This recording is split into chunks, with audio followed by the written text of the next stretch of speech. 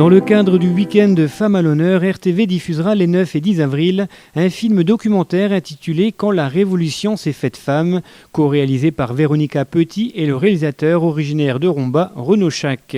Ce film d'1h50 retrace le portrait de deux femmes, Aide Santamaria et Celia Sanchez, qui par leur parcours exceptionnel ont su marquer l'imaginaire de toute une nation, et cette nation, c'est Cuba. Celia Sanchez est née le 9 mai 1920 à Medialuna, un village situé dans la partie orientale de l'île. Personnage humaniste, ami de Fidel Castro, président de la Maison des Amériques pour l'une, compagne d'armes pour l'autre, Aide et Celia ont donc joué un rôle considérable dans l'histoire de Cuba. Une histoire peu connue que nous racontent les deux réalisateurs à travers ce film qui sera diffusé sur RTV samedi à 10h ainsi que dimanche à 10h et 20h. Para mí, el trabajo de Casa de las Américas, más que un trabajo, ha sido casi una fiesta. L'intérêt, je trouvais, c'est d'avoir deux personnages qui étaient à la fois très proches du pouvoir, en l'occurrence de Fidel Castro, mais de Che Guevara aussi, qui avaient des parcours assez particuliers, puisqu'elles n'étaient pas communistes, ni l'une ni l'autre. Enfin, tu me diras Fidel Castro non plus, mais elles n'étaient pas communistes. L'une était plutôt chrétienne, de famille bourgeoise. Et ces deux femmes avaient un mentor. Chacune à sa manière avait un homme auquel elles dédiaient leur vie. L'une c'était le père et l'autre c'était le frère. C'est-à-dire qu'Aïdé, son frère, c'était son modèle, c'était toute sa vie, son petit frère. Et son petit frère était un homme qui se battait pour les idées d'indépendance à l'époque, dans les années 50.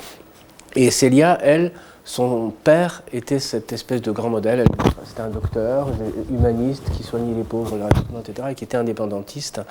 Et elle donnait toute sa vie à son père. Les deux vont mourir de façon dramatique. Elles vont se retrouver donc quelque part orphelines de ce grand mentor, et elles vont, chacune à sa manière, sans se connaître, remplacer leur mentor, l'un le père et l'autre frère, par un autre mentor, et c'est Fidel Castro, qui incarnait les idéaux d'indépendance, de lutte nationale et de justice de l'un et de l'autre. Et elles vont se rencontrer, elles vont devenir les deux meilleures amies du monde, à travers cette lutte nationale. Et alors ça, c'est le début, et ensuite, quand la Révolution va triompher, l'une qui avait un niveau primaire, c'est-à-dire Aide Santamaria, qui avait arrêté ce qui correspondrait au CM2 ici, va devenir la grande dame de la culture, ouvrir la Maison des Amériques, connaître Gabriel Garcia Marquez, etc., enfin de personnalités importantes, et faire énormément de choses pour aider, pour promouvoir la culture latino-américaine, cubaine. Et l'autre va devenir un peu le lien discret, l'autre qui était une femme du peuple, qui était une bourgeoise, mais qui vivait dans la Sierra Maestra. La Sierra Maestra, c'est une chaîne de montagne, une paysanne, où il y a beaucoup de paysans avec son père pour soigner les pauvres. Et bien cette femme va garder contact avec toute cette population rurale, surtout dans le sud de l'île, et va devenir le lien discret, le pont comme ça entre Fidel Castro et le peuple. Cher Camillo, j'ai commencé à mettre l'ensemble des archives de la guerre sous plastique. Ensuite, il faudra passer ces archives sous pellicule. Elles pourront donc ainsi être utilisées et faire partie de notre musée. C'était des femmes de l'ombre, volontairement. C'est-à-dire, je prends le cas de Celia. Celia, on lui a proposé tout de suite après le triomphe de la Révolution un poste de ministre. Je crois que c'était ministre de l'Éducation, elle a refusé.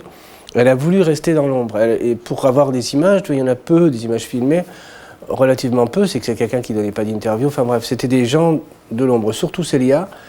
Et la deuxième chose, je pense que ça a dû jouer, c'est que Fidel Castro n'a plus jamais parlé d'elle, après sa mort. Il en a parlé à Oliver Stone, les quelques images où il en parle, là, c'est à Oliver Stone, le cinéaste. Mais sinon, j'ai rencontré pas mal de gens qui me disaient ça, enfin des gens qui connaissent ou ont connu Fidel Castro, et qui me disent que, mais pas parce que c'est par douleur. Hein. Il a toujours refusé. La femme, Soledad Cruz, qu'on voit dans le film, c'était une écrivain qui a fait un livre sur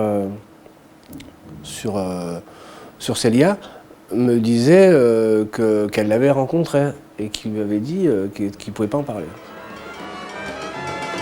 Face à la répression, Fidel Castro envoie Aïdé à New York, puis à Miami. Elle a pour mission d'organiser l'immigration hostile à la dictature. Je pense que si je devais essayer de convaincre quelqu'un de regarder le film, je pense que je leur dirais qu'ils vont découvrir deux femmes qui par amour pour la vie et par amour pour l'homme, ont donné leur vie à ce qu'elles croyaient juste, qui était donc pour elles la cause communiste. Mais elles l'ont fait avec une sincérité, avec une grandeur d'âme étonnante. Et je pense que c'est important de rappeler qu'il y a des gens comme ça qui ont... C'est peut-être ça que je dirais aux gens, important de se rappeler qu'il y a des gens, mais il y en a aujourd'hui évidemment, on peut en trouver partout, c'est pas qu'il y en a plus et que hier c'était mieux qu'aujourd'hui. Mais de se rappeler voilà, qu'il y a des gens qui vivent pour un idéal et qui le font sincèrement et humainement.